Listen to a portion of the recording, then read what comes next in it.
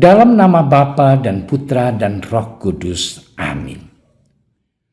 Allah yang Maha Kuasa, Engkau telah memberi kami sabdamu sebagai lampu penuntun langkah kami dan obor penyuluh jalan kami. Lewat Roh-Mu yang kudus, berikanlah kami telinga yang rela mendengarkan dan hati yang ingin tahu kehendak-Mu, supaya kami dapat menikmati sukacita dalam firman-Mu. Demi Kristus sabda-Mu yang hidup dan berkuasa, bersama Dikau dan Roh Kudus, kini dan sepanjang segala masa. Amin.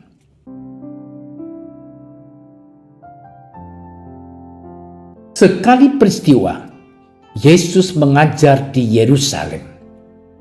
Beberapa di antara orang banyak yang mendengarkan perkataan-perkataan itu berkata, "Dia ini benar-benar nabi yang akan datang." Yang lain berkata, "Ia ini Mesias." Tetapi yang lain lagi berkata, "Bukan, Mesias tidak datang dari Galilea, karena kitab suci mengatakan bahwa Mesias berasal dari keturunan Daud dan dari kampung Betlehem, tempat Daud dahulu tinggal." Maka timbullah pertentangan di antara orang banyak karena dia. Beberapa orang di antara mereka mau menangkap dia, tetapi tidak ada seorang pun yang berani menyentuhnya. Maka penjaga-penjaga itu pergi kepada imam-imam kepala dan orang-orang Farisi yang berkata kepada mereka, "Mengapa kamu tidak membawanya?" Jawab penjaga-penjaga itu, "Belum pernah seorang manusia berkata seperti orang itu." Jawab orang-orang Farisi itu kepada mereka, "Adakah kamu juga disesatkan? Adakah seorang di antara pemimpin-pemimpin yang percaya kepadanya, atau seorang di antara orang-orang Farisi?"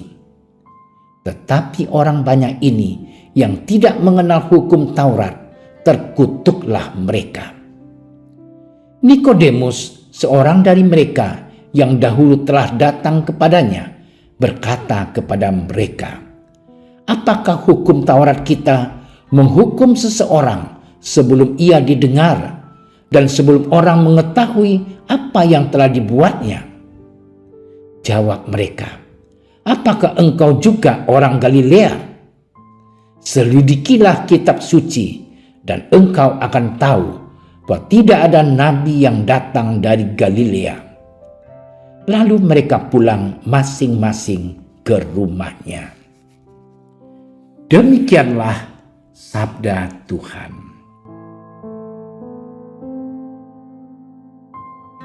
Saudara-saudariku yang terkasih, bacaan Injil hari ini menunjukkan bahwa kehadiran Yesus membangkitkan pertentangan di kalangan masyarakat. Pada awalnya Yesus memperkenalkan dirinya sebagai sumber air hidup. Ia mengajak orang-orang yang haus untuk datang kepadanya dan minum. Ia akan memberi mereka kelegaan. Air hidup yang dimaksud Yesus adalah Roh Kudus. Ia akan mencurahkan roh kepada orang-orang yang percaya, yang memungkinkan mereka ikut serta dalam kemuliaannya kelak. Perkataan Yesus itu seketika memancing pertentangan. Pertentangan terjadi antara orang yang percaya kepadanya dan yang tidak percaya kepadanya. Saudara-saudariku yang terkasih, imam-imam kepala dan orang Farisi ingin agar Yesus ditangkap. Maka mereka sangat marah karena para penjaga tidak melaksanakan perintah itu.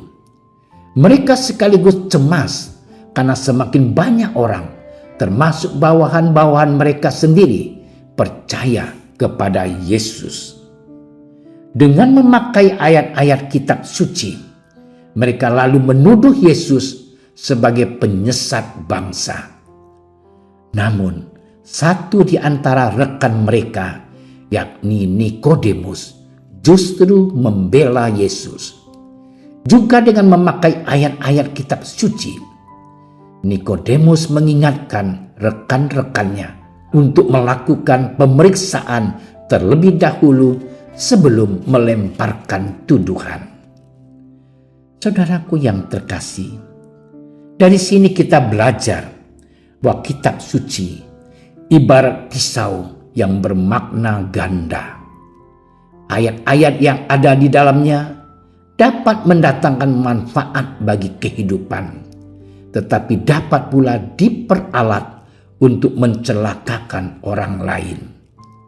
Dampak negatif yang disebutkan terakhir bukan omong kosong, sebab seringkali terjadi dari masa ke masa, bahkan Yesus sendiri sudah mengalaminya.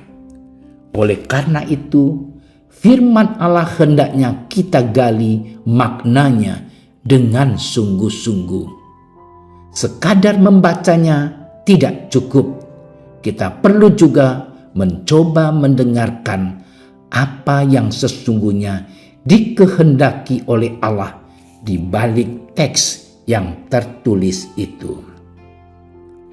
Saudara-saudariku yang terkasih, hari ini kita dipanggil untuk dengan memegang teguh ajaran Tuhan sebagaimana terdapat dalam kitab suci, serta dengan berani membela mereka yang lemah, miskin, terlantar, dan yang diperlakukan secara tidak adil. Kenyataan menunjukkan bahwa penghakiman yang tidak adil yang dialami oleh Yesus dahulu masih terus berlangsung dalam sejarah umat manusia hingga saat ini. Banyak orang berlaku tidak adil. Banyak orang suka mengucilkan dan merendahkan orang-orang lemah dan tak berdaya. Banyak pula yang suka bersikap rasis, sombong, dan suka semenang-menang. Kita diundang untuk berani menerima Yesus dan berani mewartakan ajaran-ajarannya dengan teguh. Tuhan memberkati kita. Ya Bapa, anugerahkanlah kepada kami hati yang teguh, berpegang pada firman-Mu, hati yang setia menepati sabda putra-Mu, dan hati yang berani untuk meneladani Nikodemus. Berilah kami kekuatan untuk mengalahkan kejahatan dengan salib dan cinta kasih. Doa ini kami sampaikan kepadamu dengan pengantaran Kristus Tuhan kami. Amin. Kami berdiri di hadapan-Mu, ya Roh Kudus. Pada saat kami berkumpul di dalam nama-Mu, bersama-Mu sendiri yang membimbing kami, membuat diri-Mu nyaman berdiam di hati kami. Ajarilah kami jalan yang harus kami tempuh dan bagaimana kami harus mengikuti jalan itu. Kami lemah dan berdosa. Jangan biarkan kami mendukung kekacauan. Jangan biarkan kebodohan menuntun kami ke jalan yang salah.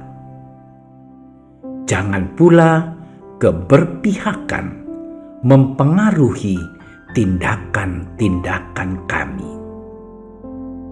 Kiranya kami menemukan di dalam Engkau kesatuan kami, agar kami boleh berjalan bersama menuju kehidupan abadi dan tidak menyimpang dari jalan kebenaran dan apa yang benar.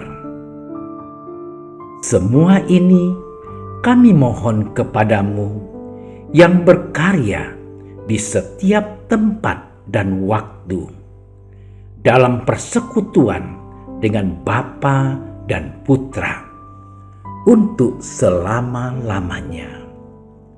Amin. Bapa kami yang ada di surga, dimuliakanlah namamu. Datanglah kerajaanmu. Jadilah kehendakmu di atas bumi seperti di dalam surga. Berilah kami rezeki pada hari ini, dan ampunilah kesalahan kami, seperti kami pun mengampuni yang bersalah kepada kami. Dan janganlah masukkan kami ke dalam percobaan, tetapi bebaskanlah kami dari yang jahat. Amin. Salam Maria, penuh rahmat, Tuhan sertamu. Terpujilah engkau di antara wanita, dan terpujilah buah tubuhmu Yesus. Santa Maria, Bunda Allah, doakanlah kami yang berdosa ini, sekarang dan waktu kami mati. Amin. Kemuliaan kepada Bapa dan Putra dan Roh Kudus, seperti pada permulaan, sekarang, selalu, dan sepanjang segala masa. Amin. Dalam nama Bapa dan Putra dan Roh Kudus. Amin. Terima kasih sudah menyaksikan renungan hari ini. Jangan lupa like, subscribe, dan aktifkan tombol loncengnya agar Anda yang pertama mendapatkan notifikasi updatean renungan harian dari Komsos Keuskupan Padang. Dan bagikan ke sosial media agar saudara-saudara kita dapat mendengarkan dan merenungkan firman Tuhan.